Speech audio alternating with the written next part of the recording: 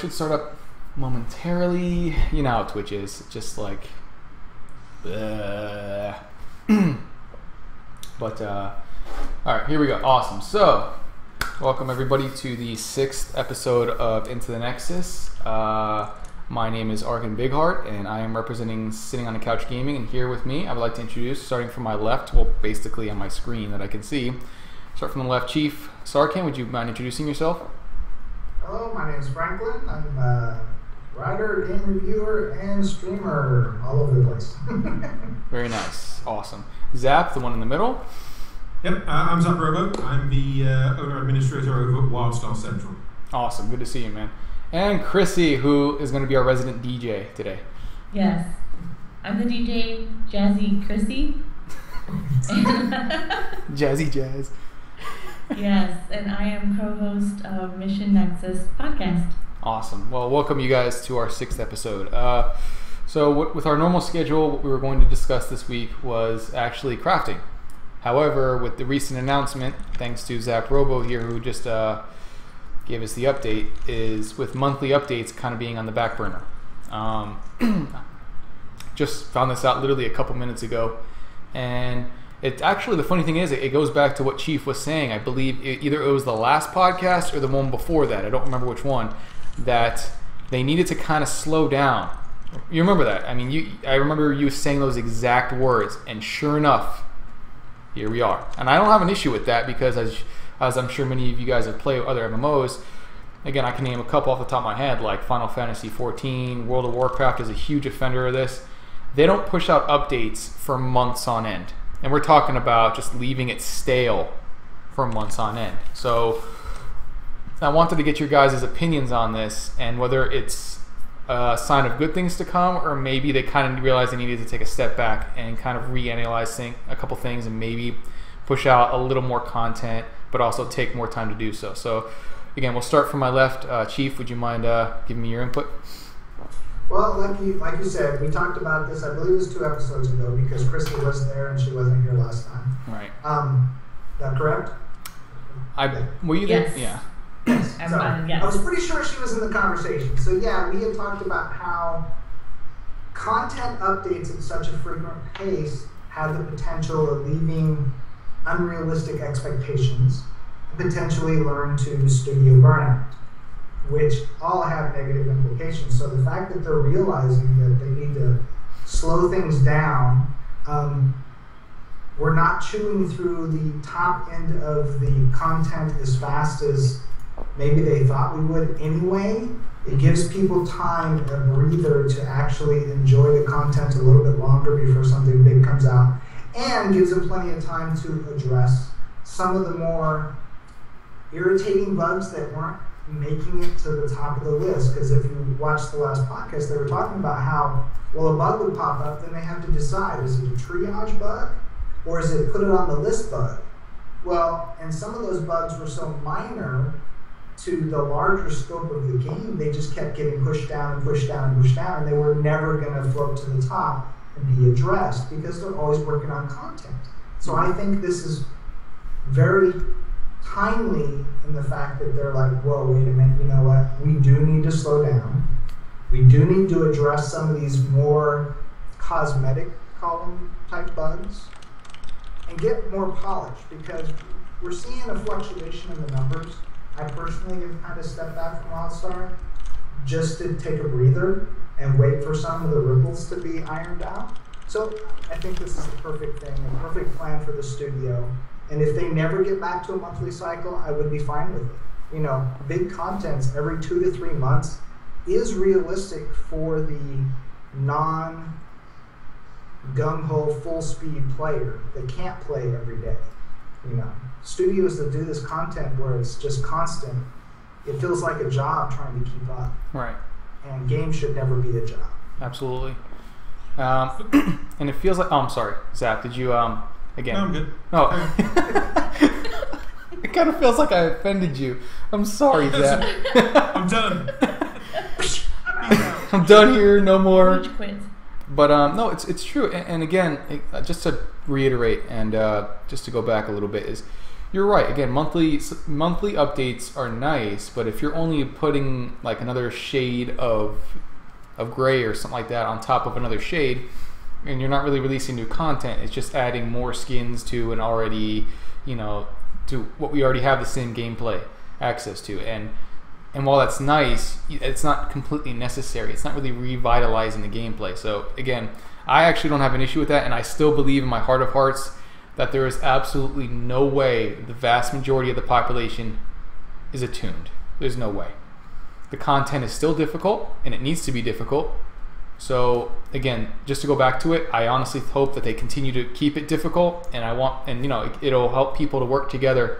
And then maybe once the majority has actually got through that content, then they would have a legitimate reason. But I can honestly tell you, I don't know for sure, I don't have the concrete evidence, but I'd be willing to bet that there's no way at least half the people are done attuned through it. So, all right, Zap, again, you were the one to grace us with this update. Now, good or bad, again, you have your opinion. I'd love to hear it, so lay it on me. You know what? I hope they stick to a monthly schedule, but what they need to do is take the content updates, the drops, out of that cycle. So have big monthly bug fixes. Roll all the bug fixes they've got on whatever build they've got into live, so that they're disconnected from the actual content that they're doing. The content absolutely should only be released when it's ready and relatively bug-free. But from what I'm reading from Mike Donatelli's post on the official forums, which I will quickly post into chat for anyone who's watching at this point in time, which I then get kind of banned for. You are not allowed That to is do that. terrible. You better be careful, Zap. You're going to get banned altogether. That's evil. So, essentially... Go ahead, try again. Okay, there we go. Try that. There we go. And that's not said because it's identical to what I said less than 30 seconds ago.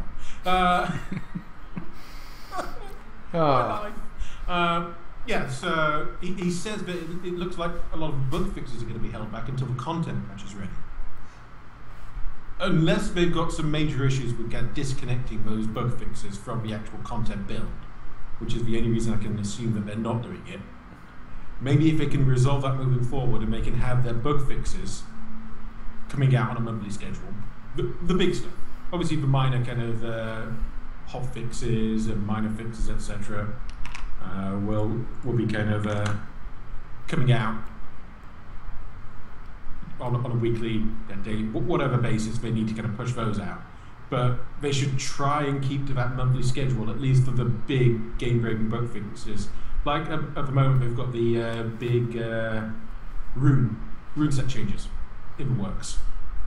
Do you mind explaining that to some people? Maybe they don't. Maybe they haven't. Sure. Essentially, they're completely overhauling the rune system for items in Wildstar. It's big. Was it Jtar? I think it was Jtar who was supposed to be Vision Forums. He's done a 6-part series of forum posts on what those changes entail.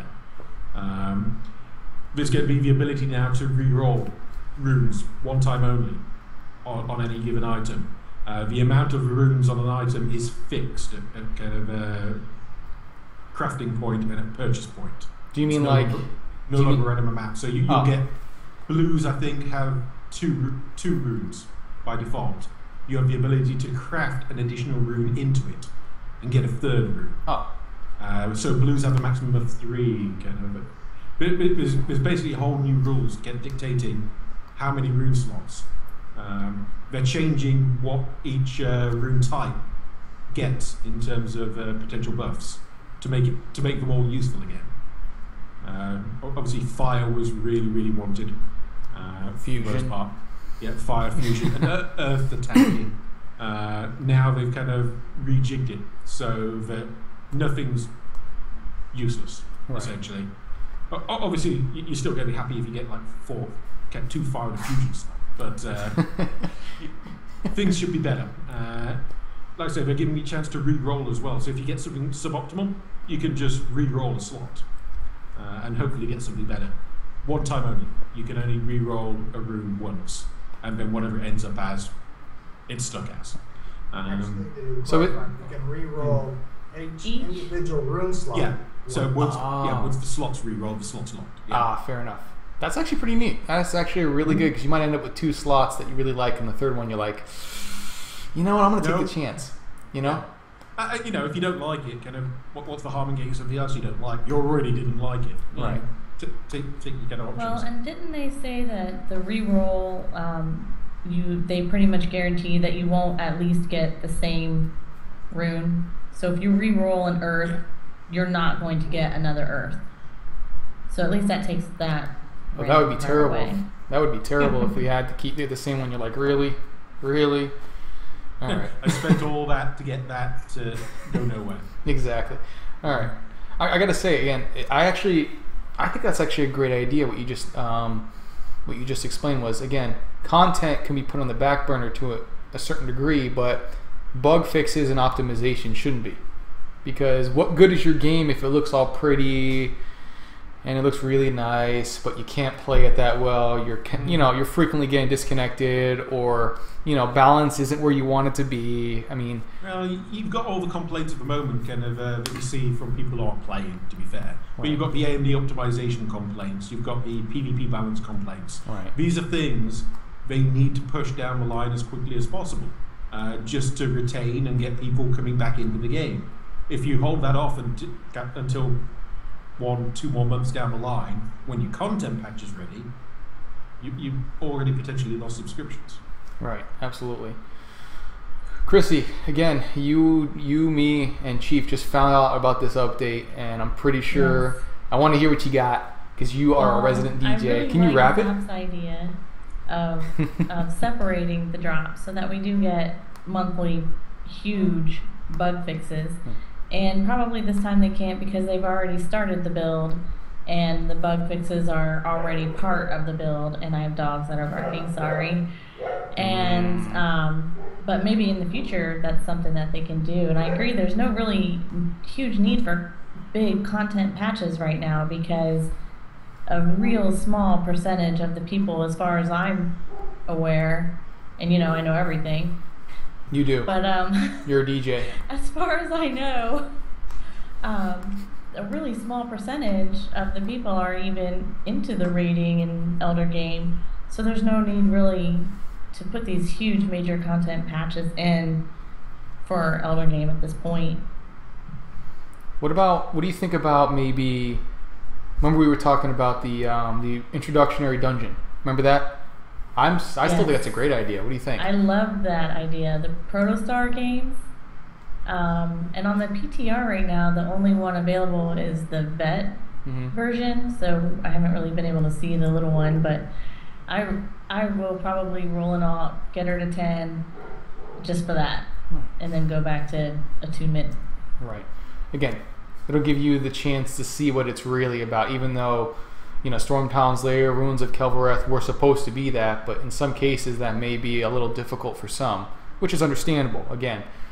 So this whole monthly update hiatus thing they're taking, I kind of look at it as good and bad in a sense that, again, I agree with everyone here that putting it on the back burner, getting things that need to be fixed almost instantaneously need to happen right away versus content to which, I mean, again, I watch streams constantly. There's not many guilds that are raiding right now, let alone 40-man, okay?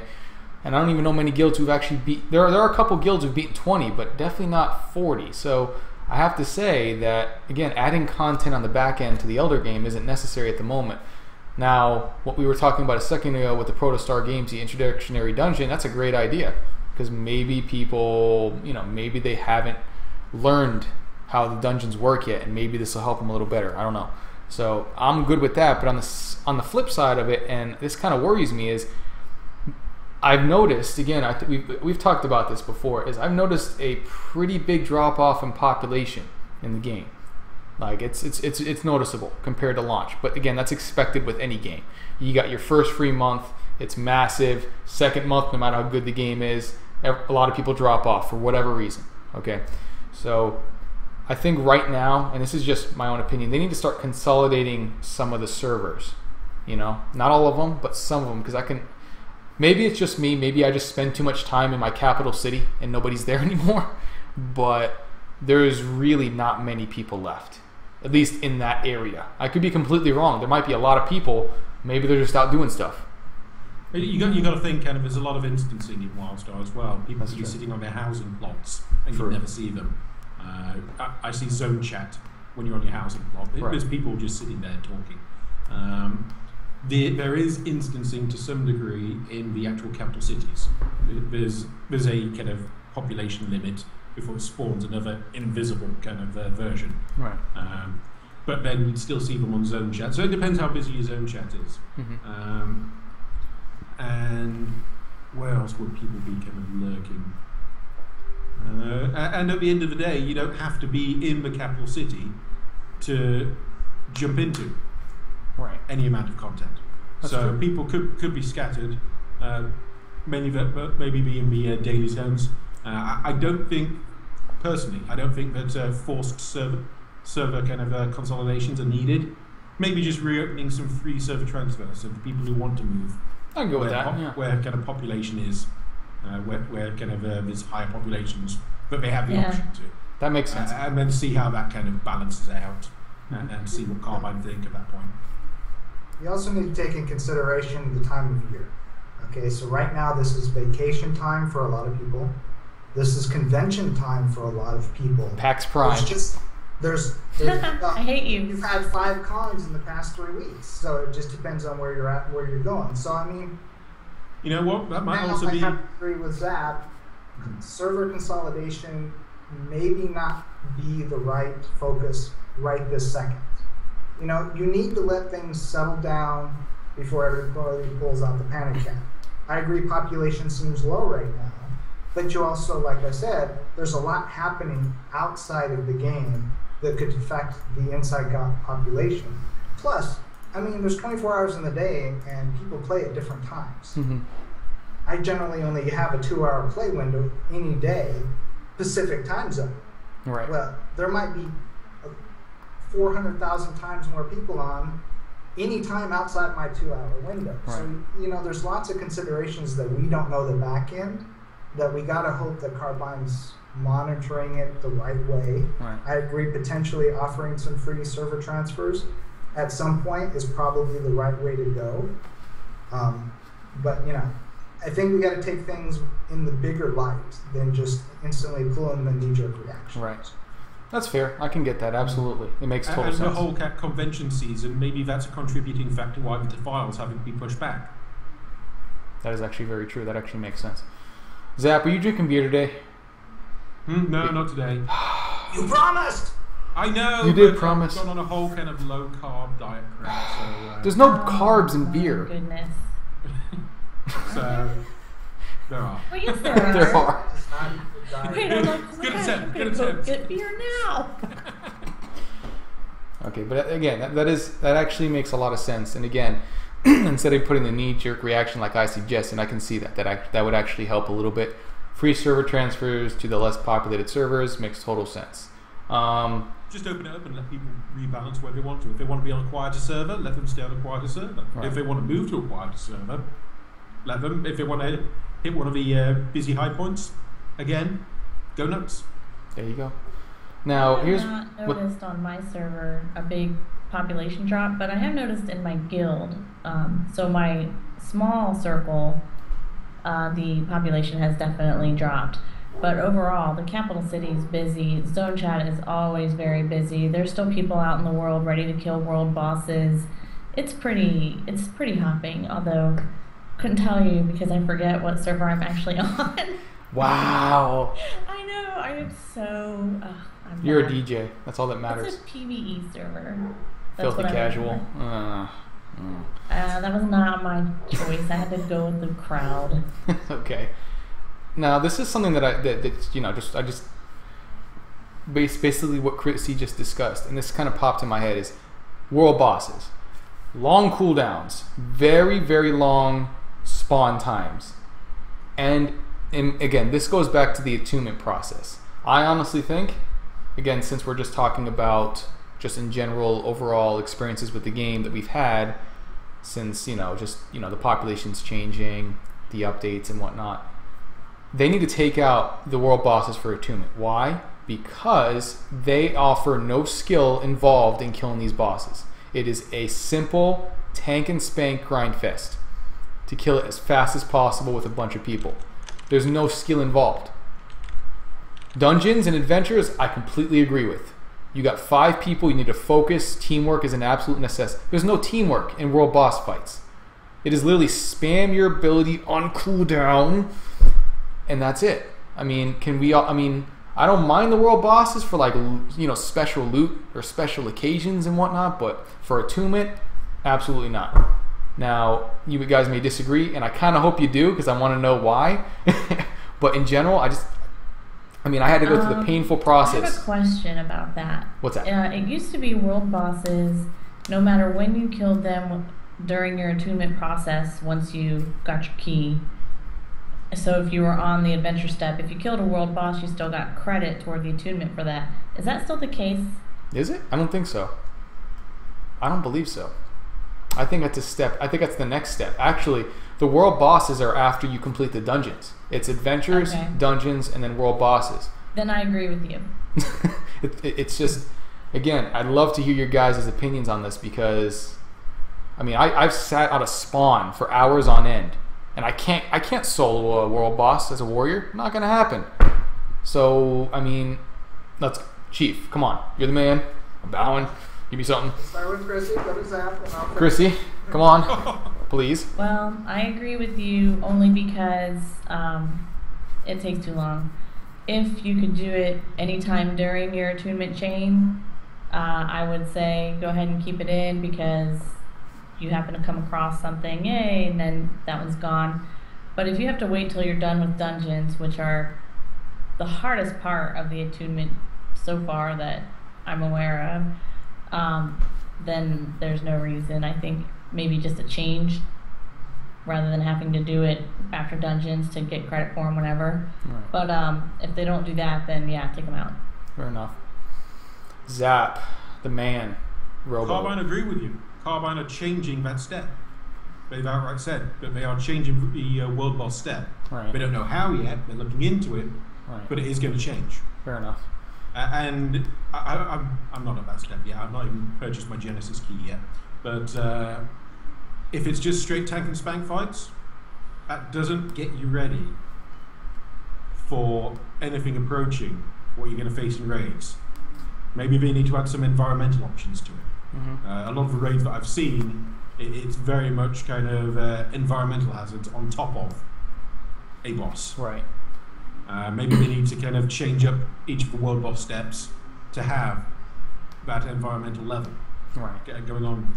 Kind of remove things like the Hoarding Stem Dragon in Elevar and Metal War out of Derridune. These are very basic world bosses that you're meant to encounter early on. Don't have them count. Right. Have more advanced world bosses, ones with environmental steps, etc. Because you don't want to add those environmental steps to lower level world bosses, because it's too early in a new player's kind of learning of the game to hit that sort of kind of hazard. Right. Or make them adjust based on what level of characters fighting them. I don't know if that's technology that Carbine have. If a low level boss is hit by a bunch of level 50s, start throwing environmental effects in. But as I say, I don't know if that's something that they've even got the capacity to intelligently change. That's something that Guild Wars 2 has done, actually, where they have the dynamic events and then it scales based on how many players are actually there, based upon whether special effects happen, like you suggested, environmental effects, or just something in general. So I could see that still being feasible, but granted, they are two completely different games, so maybe the technology is there, maybe it's not, I have no idea. But yeah, it is. Now, don't get me wrong. These fights aren't that easy. There's still stuff that will destroy you if you stand in them, just like anything else. But since there's so many people going around, there's constant healing going around. So even if you hit it, as long as you get out of it, it's like your health goes back instantly to full. So, and especially if you're ranged. Now, I've said this before, and I still believe it. Melee is at a significant disadvantage in this game, especially in world bosses, because of these telegraphs. They're wide. They're huge. So if you're ranged, you're even more safe. So again, just it's again, I hate to go on a little bit of a rant, but I honestly believe that these kind of, well, you stated, Zap, that they are changing. We don't know how, but hopefully in a much more convenient way. Now, Chief, the Chief. All right, so I look at this a little bit differently. I like the fact that the world bosses are there. Not because they're difficult, not because they're even challenging, but the fact that it brings in the story with the attunement process, it brings in a sense of accomplishment. It's a wicket that shows you have the dedication to the process more than it is the actual fight. However, with that said, there's a couple of ways I would like to see it addressed, knowing that there's changes coming and not knowing there aren't. I'm going to speculate. So first off, most of these world bosses are attuned to the level of the zone. When you buy the Genesis key, I think a lot of these steps that are involved with getting attuned should check your achievement pattern. If you've already killed that world boss, you get credit, you move on. That says you went through the zones and you did everything while you were there. You've checked the wicket. Or if they're not going to do something like that, and this goes beyond the world bosses, it could be for any step. If you get gold in a dungeon while you're going through, why do you have to get gold in a dungeon again? I know the gold is going away, but that's beside the point. The point is you have achievements they could check against the key when you purchase it, right? Alternatively, once you buy the key, you have to do something to purchase a summoning item that pulls up a raid version of that boss, and now you get attuned with the special version. Because, like you said, going back to Daradun and killing Metal Ma, that's a level 10 raid boss, with your attunement raid group, adds no value to the process. If you were to get a different version that had to be tuned, that was specific to a 20 mana or 40 mana attunement step, and only that many people could fight it, game on. Then it adds value to the process, you know. And that should go for anything in the attunement process that they have, you know, stand it apart from just general level. The man of reason, right there. I'm spouting out just obscenities. This man speaks the truth. So does the man Zap. So does the lady Chris with her DJ. I love that. I can't get over that. That's awesome. My ear hurts. And whose fault is that? I wonder. You know, you can blame my child because he's the one who talked me into it. Is that peer pressure, really? From the little one? Yeah, he's not little. He's 6'3". Never mind. Okay. Now this subject here is something we were supposed to discuss the last podcast, but again, since we started a little late, we had a couple technical difficulties. The community project. Again, this is more of Zap-robo's territory. We would know more than any of us, I believe, about the RP community. So, Zap, would you mind letting us know what's going on and if there actually is a community? The Wildstar roleplay community, mainly focused around wildstar-roleplay.com, has been around for years, literally years. I think the bulk of the players that go there write their short stories, plays, etc. They're all on Evindra, or one of the EU equivalent is, the official roleplay server. Now, I don't have a character on Evindra, sad to say. So I don't know what the state of roleplaying in-game is, but certainly the website has a healthy community that chats away. Chad Moore, story lead, kind of hops in, kind of keeps them apprised of any kind of little kind of snippets of lore that they're kind of curious about, as long as it's not story, gets spoiled in the plot. And it's I know, kind of, he won't spoil plot, no matter how much you ask him.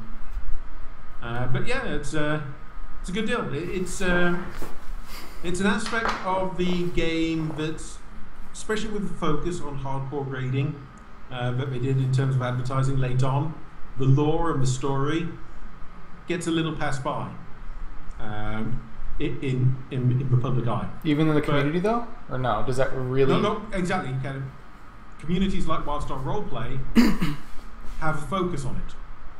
And there's a lot to discuss, there's a lot to learn, and I love the lore of Wildstar. I've hit level 50. I've just hit Southern Grimvault now. I'm still working through every kind of bit of story, going through everything before I even touch a daily zone. And things are going good story-wise. Kind of learning new things about the Genesis Prime project before I even kind of get further along. Some of the speculation on what's going on with the Genesis Prime project is obviously going to come to a head in the Defile.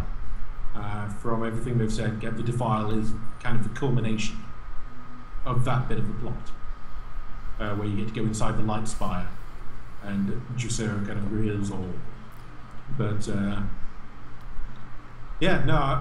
So it's alive and thriving, you would say, pretty much at this point. It's alive and thriving. Is what a. Oh, absolutely. No, it's been there for years. I think it'll be here for years still. So even way even before the game has even released. Oh yeah, absolutely. Wow, no kidding. They're not as old as Wildstar Central, but they're comparable. They've been around a decent number of years. At least maybe maybe 3 years before game launch. No kidding. Now, would you mind actually linking that in the channel? I think, but before you do, I think Chief has to permit you again, just so you don't get deleted. I still need to kind of go and find the site. Just so people have an idea. Because permit. There we go. All right. Because as much as I hate to say it, I don't really get into the lore in a lot of games, and it's sad because I can almost guarantee that lore in a lot of these games, probably even Wildstar, is pretty significant. You know, but as someone as dumb as me likes to just jolt through the stuff and get to the max level as quickly as possible, I really gotta stop doing that. And it's hard to get out of the habit. It is. I tried to do that, but I would forget, and then I would be halfway through the zone, and I forgot. I wanted to actually read the quest text. Yeah, and you didn't do it, and you're like, and in some cases, right, Chrissy, you get to that point and you've already skipped something, and you're like, well, I can't read this quest text because it may have, has something to do with the last one, and just it's bad. It's a bad. I wouldn't consider it a bad habit to skip it, but it's something that, again, I would definitely recommend. I would, especially, Chief and Zap and even you, Chris, you guys would know better than me that the significance of this lore. It gets even worse with Wildstar because a lot of the story that it's telling isn't in the quest text. It's in the actual design of the area you're in. It's in kind of little snippets here and there. It's in scans. It's in the Galactic Archive. If you're not watching for it, even if you just read quest text, you won't get the full impact of the actual story. But the plus side of the codex and the journals and the TBF-TFs and all that stuff, while you may miss some of it in the quest, at least you got something to go back to. You can get the flavor. You can get yourself in the setting if you read it and just walk yourself through the quest again. Through the area. It's an ambiance that kind of comes at you from a lore standpoint, more so of, like Zap was saying, put the pieces together.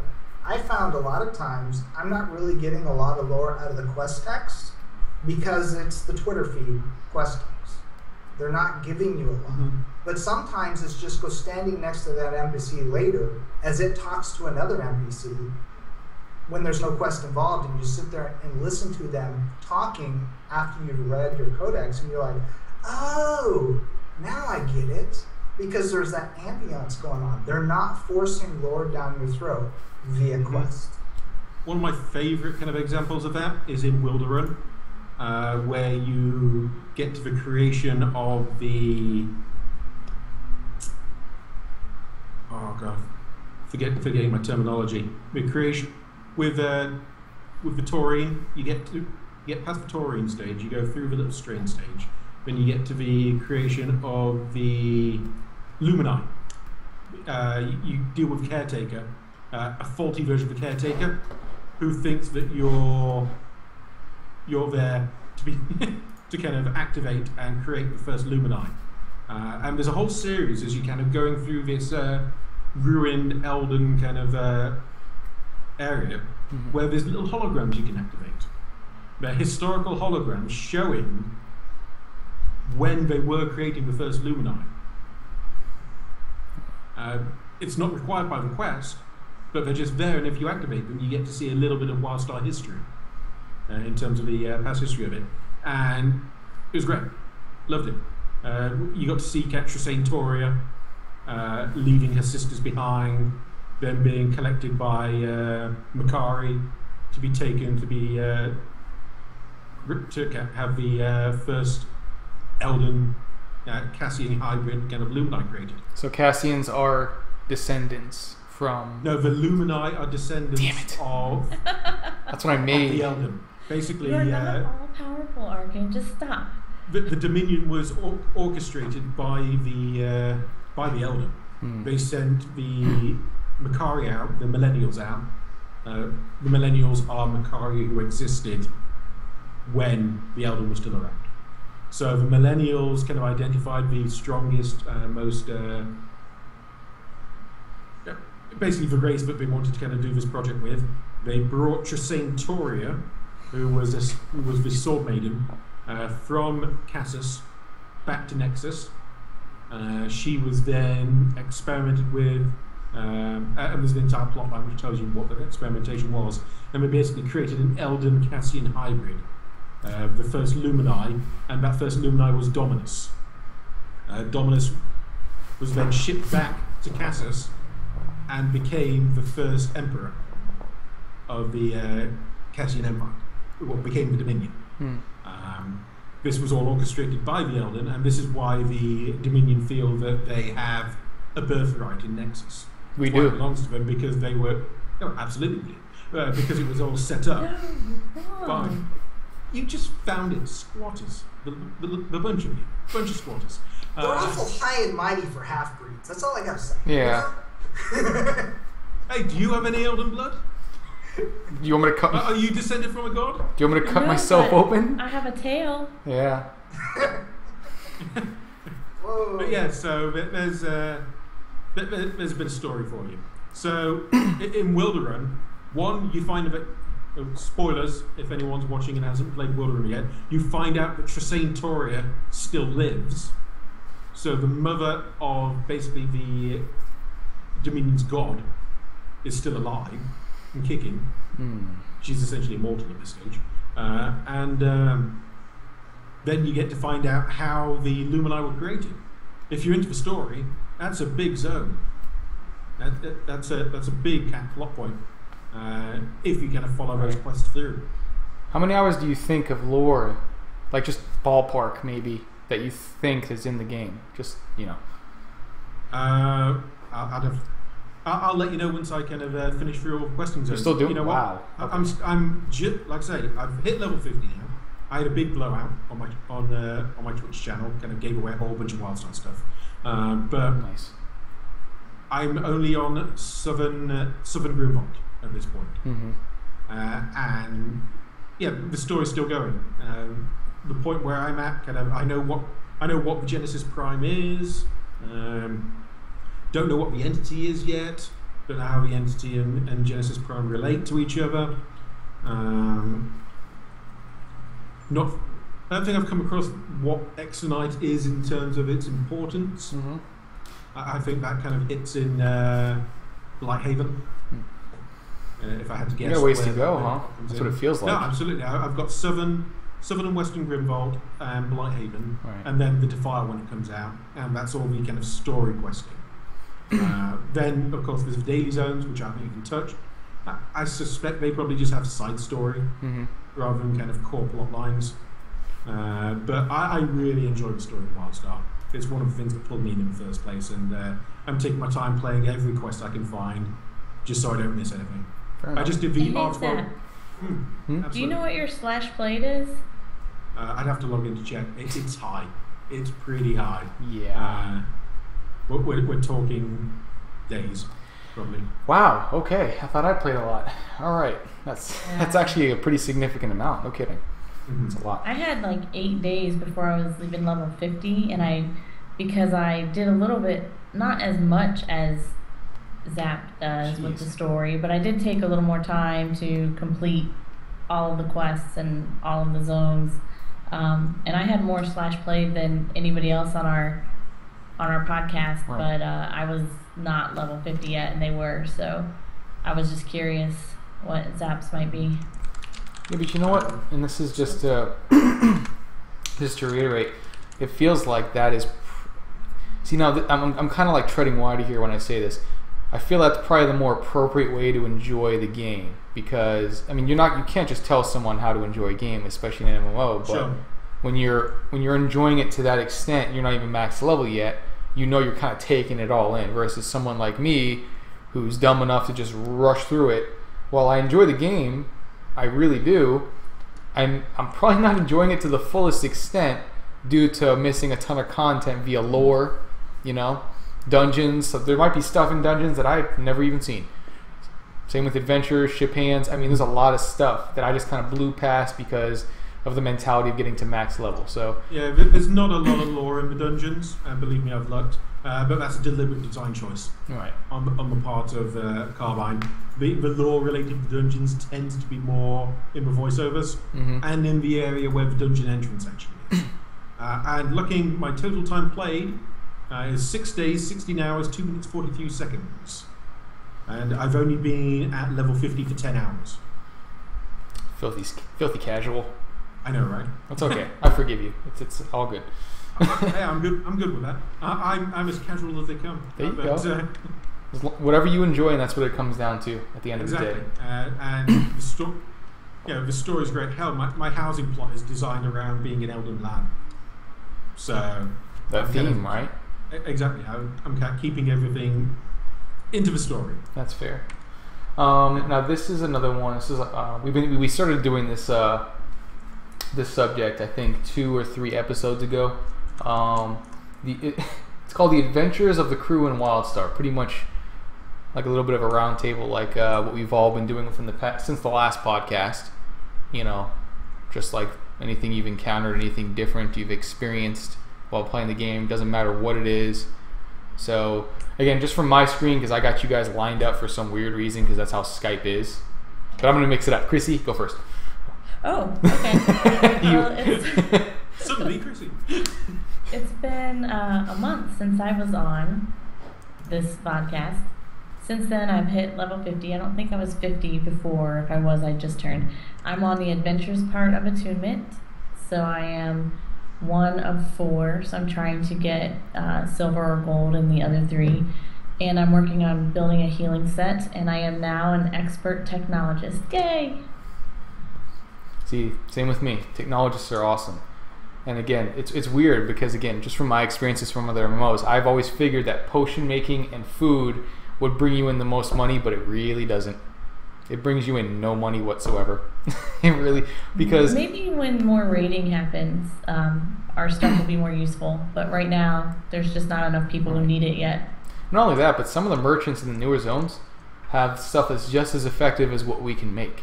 So Yes. It's like, All right, Zap, my friend, let me know what you got. What you been doing? Well, last night I did the R12 containment event in Marbury.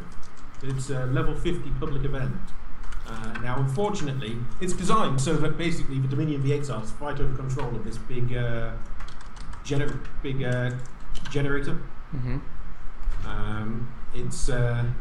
It looks like it'd be a lot of fun if the Exiles were there contesting it at the same time, because you get trigger kind of bad events for them, they can trigger bad events for you. But it's a nice little side story. Doesn't relate to kind of the main plot at all, but it's a massive area. It's basically the entire western side of Marbury is this whole kind of story, kind of open world plot in. But that was fun. What else? I've crafted my first ever piece of kind of end game kind of armor. Really? What was it? Yeah, it was one of the Epicos. Epicos? Yeah, created the chess piece. Nice. So kind of knocked that out. It wasn't bad, but then I didn't have a decent dual hybrid power core to kind of craft it with. Those are expensive. Yeah. Story So friendly. I just bought one of the weak ones just to kind of craft it and get it permanently. So I'm kind of working down that kind of route on my crafting. And of course, I hit level 50 not long gone. So I did a big kind of giveaway. I gave away shirts and keychains and roused hours and wow. Good on you, man. A whole bunch of fun with that. So now I'm just working up the Elder points. I'll get those Elder gems and I'll kind of grab the Genesis key and maybe work on attunement. There you go. Of course, this does mean that I need to find a guild. Yeah. Hey, it'll come. Yeah, exactly. Yeah. I'd rather get attuned than find someone That off is the back true. of that. See, the funny thing is that with what you're doing in armor smithing, that brings in some serious money. It really does, because of the customization of the stats that people want. So that is the money maker. Not so much with weapons, a little bit, but armor, oh my goodness. Because again, as a warrior, I'm more brutality and assault power focused. Guy's making armor for me. He's like, "What do you want?" I want all brutality. Okay, here you go. It just focuses all on brutality. I'm like, "Thanks, man," and that's where it's at. So yeah, I love the circuit board crafting. Oh, you're gonna make so much money. I'm jealous. Oh, it's not fair. My house will look so dope. Spend it all there. And you actually brought up a really good point that we're going to discuss in a moment about Elder Gems that I really want to talk about. Chief, I'd like to know what you've been up to since the last podcast. Anything special, anything different you've encountered? No, I haven't really played Wildstar in the past week that much. As you can tell by the stats I posted in chat there, I'm still level 20. Got 5 days and 7 hours, and you call me a filthy casual. I call that a dedicated crafter. 90% of my time has been in crafting. So, back away, fool. I'm Back away. Architect. I am Captain Architect. I've been working my way through the trees, basically completing every achievement in every tree. I'm about halfway through Journeyman, but I've already completed quite a bit of the Artisan and Expert trees. I can't get into the research ones because you have to be 50 for those. But I do have a ton of the trade skill points that you get, vouchers. Right. So my house looks awesome as an architect, but there's not really a lot of money in it, and that's one of my contentions with crafting and Wildstar is... You know what the biggest problem I found buying kind of architect stuff off the market? I want to get all the Elden stuff I can. Right. I don't know what's out there, so I type in Elden and it goes, too many items to list. Really? Yeah. So Well, I don't know what Elden gear I could get hold of until I know the name of it, and then I can search for it. Well, and that is part of the problem, the search functionality of the auction house above and beyond. But my problem with architect, cook, and technologist as far as a trade skill is there's too many things sold in competition with things that are crafted. There is really no reason to try and sell anything when you can just go get to a vendor and get it quicker, and the lack of knowing what's out there, like you said, especially for a cook. Okay, what food do I need to buff me for Arkin? He wants brutality. What food do I search for that gives me brutality? Without having a spreadsheet like I do, that I can just filter by brutality and show you everything I can cook by level, you don't know. And most websites out there don't support that type of searching. So you looking for Elden merchandise, even if you go to some of the great architect sites that are out there, you can't search by it without browsing. You're looking for an image, and then you find out the name, and then you have to come in game and get it, and that's really hurting trade skills as a whole, which we're going to have a whole other show about. I'm not going to go too far down my bandwagon on this, but that's what I've been doing when I play. I log in, I do some crafting, I get bored, I log out, because for me right now, I've been playing this game almost 2 years. I'm kind of hit my wall. It's not anything against the game, it's just the natural tendency of gamers. Plus, this is con season. I'm doing a whole bunch of stuff offline, getting ready. Are you going to PAX Prime? Huge for me. I'm going to be working at PAX. I'm going to be doing interviews. I'm going to be writing stories. I'm hoping to meet all of you that are coming. Find me. I even made business cards. You can get a souvenir. I'll even autograph it if you're really nice. I want one. I'll meet you there. I want one. You know, you gotta come find me. You know, I'll be out and about and around all over PAX the whole weekend. Very good. I'll be there Thursday through Monday. Very good. Awesome. And that is actually a huge issue that has, I believe, been brought up before, especially with how the auction house works. And I was actually kind of hoping, and again, this isn't really bound to the community, but I was kind of hoping that some mod would have come out to help address that. But I think I don't think anything's come out as of yet. I haven't checked, but that would definitely help to optimize that a little easier to make things, you know, just to make it a little more convenient to find things that you need. So absolutely. And just and they need to make it really clear and separate out, like I said, what can be purchased on vendors versus what can be crafted. There's too much overlap, and when it's easier to find a vendor that has something pretty close to the same look, you know, there are architects, don't get me wrong, this guy's talking in chat here, Exene is talking about making money from housing. If you know the right people and they know what they want, yeah, you can make a ton of money. But most of the people are just building crazy builds just by using the housing merchant. You know, they don't need to go anywhere. They just buy a bunch of boards and start building awesome constructions. That's it.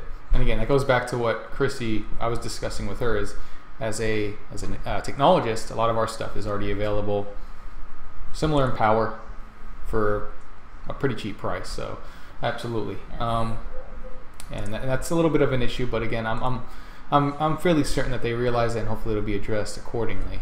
Well, and to add to that, they need to allow those type of crafts to sell in stacks. Yeah. And not be purchased in stacks, but sold in stacks. So I can put up 15 tables as a single purchase or a certain sell order, but people can buy 2 of them if they want. Right. It's on the wrong vendor or the auction house. It should be on the commodities one, so you can sell increments. Same thing with technologists. You want to sell 20 of them, but somebody only wants to buy 10. You're kind of screwed. No, it absolutely should be. Obviously, you get things that are done by the circuit board crafting. Each item's individual. Whereas things that technologists are creating, it's a set amount of stats. It should absolutely be on the commodities market. It is a commodity. The voice of reason, all of you, once again. I wish I was more like you. You guys are my heroes forever and ever. Again. I just like to hail to the chief for his spreadsheet, keeper of the spreadsheets.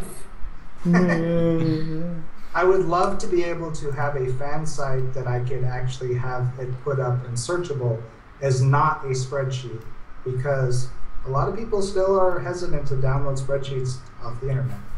So right, absolutely. Because I could literally, you could ask me what you want out of food, and I could, in 15 seconds or less, I could tell you at what level we need to craft what and what the ingredients are and where to go get them. I would assume there would be guides. Well, obviously there are guides out there, but the effort to go look for them is not on the creator's part, but the player. So yeah, absolutely. I had a very interesting experience. Today, I'm sorry, I believe it was yesterday. Everything else was pretty much the norm, dailies, PvP, but this was an interesting experience in PvP and open world PvP because. You lost me at PvP, sorry. No, sorry, I'm on a PvE server and I'm a filthy casual, so I cannot listen to you. Casual. I'm not worthy. No, you're not. It's okay. But this is actually something that everybody can relate to, and I was very surprised to see this. Now, just to get this out of the way, is I'm a level 50 warrior with the best PvP gear you can get. It's already all ruined up. You can't get anything higher than 1800. I already have that. Okay. So now that you understand that, I'm going to give you the story. I was fighting an engineer, all right, and this isn't your normal engineer where he's running DPS, but he's still a little squishy, This guy was total tanky support, and he was so tanky. Like he at the end of the fight, he actually beat me because he willed me down very slowly. But he was so tanky that by the end of the fight, I checked my battle log, and some of my abilities did literally 0 damage. 0. Like, you know how it says like damage here, and then a certain percentage was shielded? No, it was 0 damage, and I couldn't believe it. So, it actually baffled me that something like that existed, to where you can be so tanky. Like, if I was wearing blues or greens, then maybe I could see that. But I'm wearing purples, the best purples that you can wear in PvP, and my damage is being completely mitigated. I couldn't believe it. So That's pretty cool. Only because it happened to you. What's that? Exactly. I'm sitting here going. I literally looked at my stream and I had my head on my hand. I'm going, what just happened? Like, you know, like what? So, and again, and I needed to confirm it. So I literally moved, you know, to the combat text. I scrolled up and I'm seeing your relentless strikes hit for 0 damage, 0 shielded. Your rampage hit for 0 damage, 0 shielded. I'm like, the hell? Did I miss? So that was an interesting experience that I came across, and you know, it's not a big deal to aspire to. Then I PvP tank. So oh God, help me! As my engineer, I'm just building up my PvP blues right now. Just the entry level blue gear. I'm most of the way there now. Very good. At the moment, I'm having to DPS in my battlegrounds every night, just because I can't tank. I get absolutely wrecked. Right. So I just have to stand in the back and plink a little damage here and there. Fair enough. Again, I just needed to point that across because I've never... It's weird because I've never experienced that to where someone was so tanky that I could do 0 damage. Like even a stalker tank, when they were ridiculous, I could still hurt them. You know, I could still do some damage to them. But when you do 0 damage to somebody, literally, it's like, welp, I give up. So that was my experience. So tanky, are they doing any damage themselves? Because that's kind of the counterpoint. You can absorb or not take any damage, but can you do any yourself? And you might be in the same place. If you're tanky, you know, you're basically nulling each other out. Well, you would think, but let me get to that point. You though, right? He actually beat me because he whittled me down. The fight took over 10 minutes. And he was able to do damage. I mean, I'm a warrior. I have shorter than that. Like a Arkin boss fight. I know, right? And my armor, my resistances are about 45%, so they're really high. And again, I don't have any way to sustain myself as a warrior. It's just, that's it. So, you know, being whittled away while doing, I mean, you're going to lose a fight versus someone who you can't do damage to you, and they're still doing a little bit of damage, you know, back. So, yeah, I did lose that fight, and I just, again, it was weird. So I had to bring that up because I thought it was a special experience that I encountered. So, yeah. Arkin loses, put it on the wall. Just do it. Yep. Just mark your calendars. Just mark the calendars for the 20th of August. I have lost my first match. All right, guys. We actually are approaching the end of the 6th episode of our podcast. Before we end it, do you guys have any other input that you want to give to everybody else out here, by chance? Oh, the Stephen Frost's ALS challenge video. You absolutely want to watch that. Can you link it? Yes. Let's link it. You can. It's hilarious. Awesome. It's It absolutely is hilarious. Permit, Chief. Permit. But Good man. Very nice. And to reiterate on that, this is a small thing. I love the transparency of Carbine. Keep it up. It's awesome. Thank you. No, I've never seen a developer team be that transparent with their game. Just gonna put it out there. I'm ready to post once I've got the permit. what? Chief, where's the permit? Okay, hold on. Slacker. All right, go ahead. I had to scroll up. You hadn't said anything in a while. There we go. Awesome. There you go. So awesome. There's been some quite a few of those that have been pretty interesting. I gotta say that's the funniest. But No, I quite like Jim Butcher, the author. He put a good one out. Did he? He was sitting in a bath of ice water, and he had his kids pour cups of ice water.